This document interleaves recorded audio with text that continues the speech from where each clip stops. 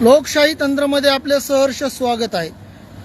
आज जे आहेत अनेक मल्टीस्टेट बँका तसेच पतसंस्था जे आहेत कर्जदारांना गंडवण्याचा जे कारभार चालू केलेला आहे, तुटपुंजे कर्ज द्यायचे आणि त्याच्यावर अव्वाची सव्वा जे आहे व्याज आकारायचं। आरबीआयचे नियम व अटींना जे आहे धाब्यावर बांधून जे आहे तर कर्जदारांना लुटण्याचा कारभार जे आहे तर मल्टीस्टेट बँकेवाल्यांनी व पतसंस्थांनी चालवला आहे।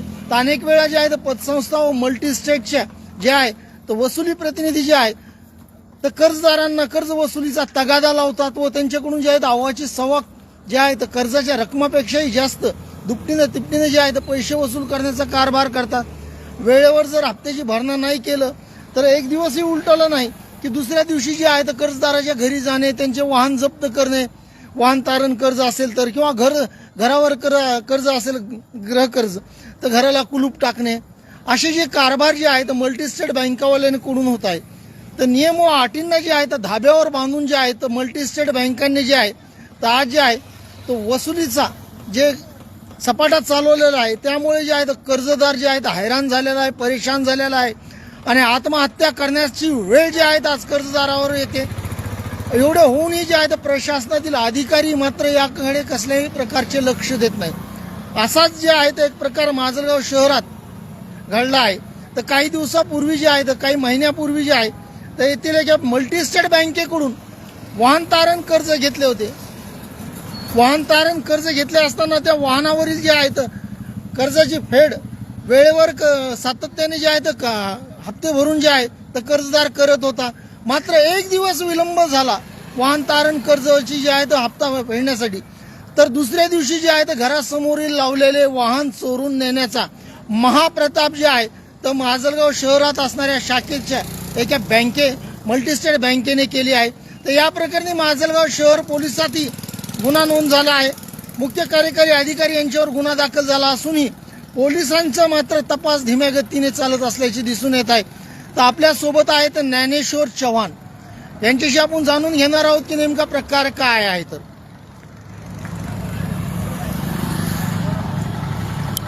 काय सांगताल याबद्दल आपण?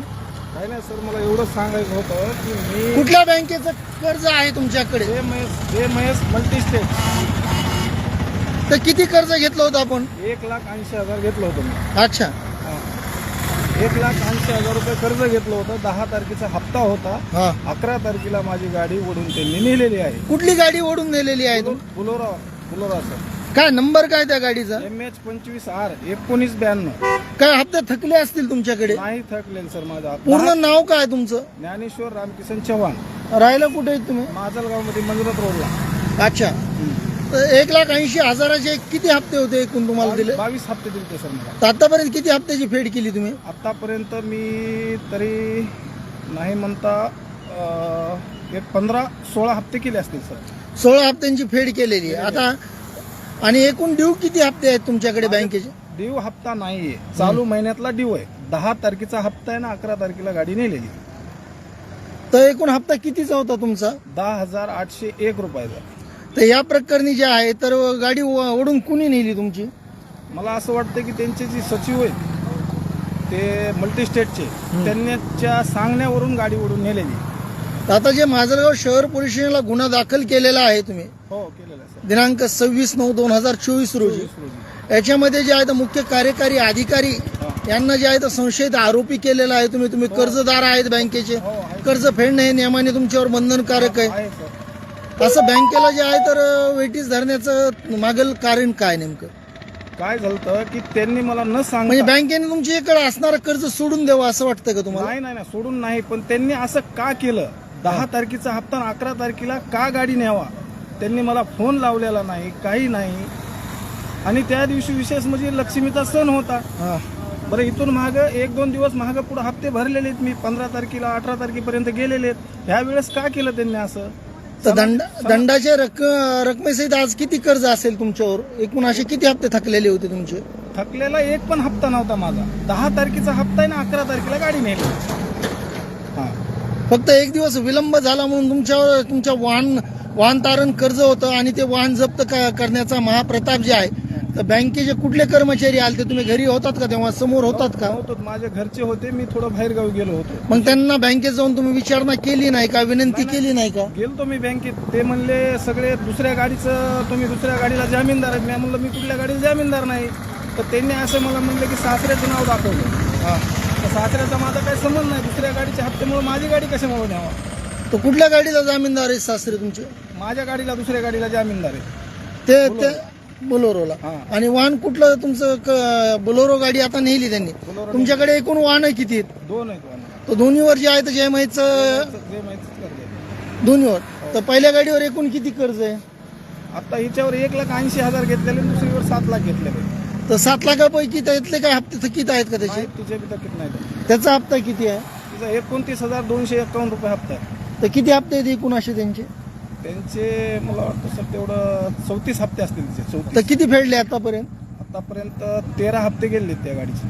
बर म्हणजे काय तुम्हाला बँकेला जे आहे तर असं वेटीस धरायचं बँकेच्या कर्मचाऱ्यावर अधिकाऱ्यावर खोटे गुन्हे दाखल करायचं आणि बँकेंना गंडवण्याचा कारभार तुम्ही चालवला का नाही तसं म्हणता येत नाही सर. तसं कसं म्हणता येईल नाही. जर माझी चूक असेल ना तर न्यायला काही नाही. मला हे याच्या अगोदर नोटीस पाठवलेली नाही, काही नाही ना. एखादी नोटीस तरी पाठवावं लागते किंवा मधल्या कर्मचाऱ्यांनी मला फोन लावावा लागतो की तुमच्या गाडीचा हप्ता आहे 10 तारखेला, आम्ही गाडी वडायला येणार आहेत असं म्हणायचं होतं ना.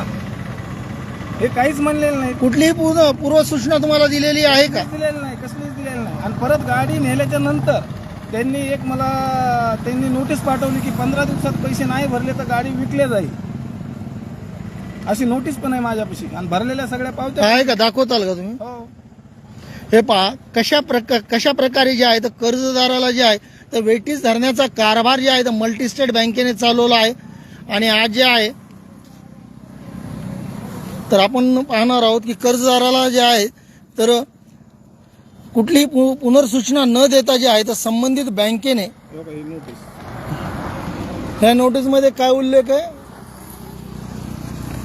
15 दिवसात वाहनाचे कर्ज नाही भरल्यास वाहन विक्री केलं जाईल.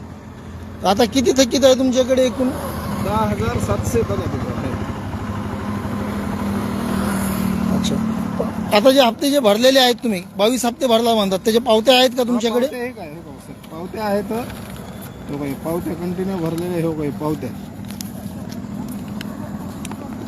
गेल्या महिन्यात भरलेली पावती कुठे आहे तुमची हे 14/8/2024. त्याच्या गेल्या महिन्यातली पावती कुठे आहे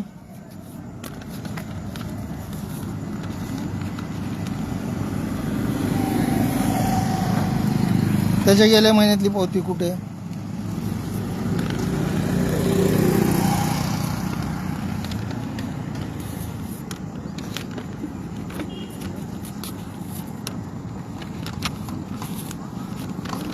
बारावाला मागं पुढं पावत्या लावून झाले जरा. असू द्या आपण व्यवस्थित लावा तुम्ही पावत्या दाखवा.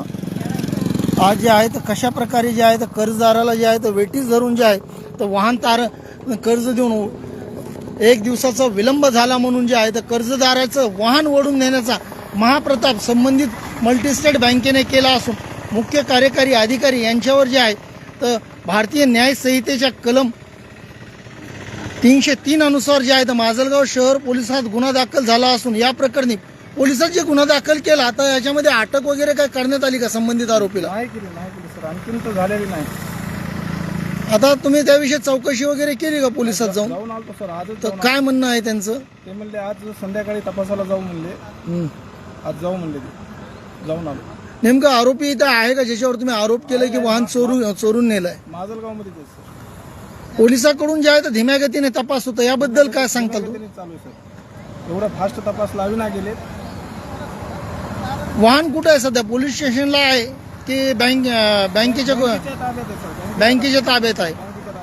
15 दिवसात जर तुम्ही त्याची भरणा नाही केली 10,000 किती 10,801 रुपये. 10,801 रुपये जर तुम्ही जर 15 दिवसात भरणा नाही केली तुमचं वाहन विक्री केलं जाईल अशी जी आहे तर धमकी संबंधित बँकेवाल्याकडून देण्यात आली. असं कोण म्हटलं तुम्हाला माझ्याकडे पुरावा आहे ना सर, पुरावा आहे ना. याच्यात नोटीस दिली ना त्यांनी, नोटीस दिली, मला नोटीस पाठवली, मी जाऊन पोस्टमधून नोटीस घेतली. हा सर. काय नाव काय म्हटलं आपलं पूर्ण ज्ञानेश्वर रामकिशन चव्हाण. तर कुठल्या बँकेचं कर्ज होतं आपल्याकडे? हे महेश मल्टीस्टेट, कुठे आहे हे बँक? दारू रोडला, माजलगाव मध्ये. बर. तर या अगोदर वगैरे काही वाहन वगैरे तुमचं असं ओढून नेलं होतं का? ह्याच्या अगोदर झालेलं नाही. तर पोलीस प्रशासनाकडून काही त्रास वगैरे तुम्हाला काही? दुसरा काही त्रास नाही सर, फक्त आमची एवढीच नम्र विनंती की आमचं वाहन त्यांनी लवकरात लवकर हुडकून आणावं, आम्हाला देऊन टाकावं, एवढीच इच्छा आहे. सातत्याने पूर्ण हप्ते तुम्ही भरलेले आहेत, एकही हप्ता थकीत नाही. पावत्या माझ्यापाशी आहेत ऑलरेडी, आणि मी येऊन पोलीस स्टेशनमध्ये पण पावत्या दिलेल्या आहेत. तर याविषयी जे आहे तर संबंधित पोलीस स्टेशनचे पोलीस निरीक्षक यांच्याशी चर्चा केली का आपण? हो बोललो सर. काय म्हटले सर? सर म्हणले जे आहे ते कारवाई केलेली आम्ही हुडकून आणू म्हणले, त्यांना आरोपींना धरून आणू, काय केलेले असं बोलले सर. तुम्ही जे आहे ते आत्महत्याचा इशारा दिलेला आहे दिलेल्या निवेदनामध्ये? मी दिलेला आहे, सगळं पोलीस स्टेशनला दाखवलेलं आहे. त्याच्यानंतर त्यांनी गुन्हा दाखल करून घेतला. म्हणजे आत्महत्या करण्यापर्यंत जे आहे ते एवढं मोठं कठोर पाऊल उचलण्यामागे नेमकी काय तुमची मनशा काय होती? सर गाडीचे हप्ते कंटिन्यू मी माझ्या बायकोचं सोनं नाणं सगळं ठेवून हप्ते भरलेले आहेत, आणि हप्ते भरलेले असून पण गाडी नेली माझी. असं एवढं टोकाची भूमिका निर्णय का घेतला तुम्ही आत्महत्या करण्याचा? काय नाही, लेकरं बाळ वगैरे काय नाहीत का? आहेत ना, तीन मुलं आहेत मला. काय करू, गाडीच्या ह्याच्यावर माझं पोट चालतंय आणि तीच ह्यांनी उडून नेली ना.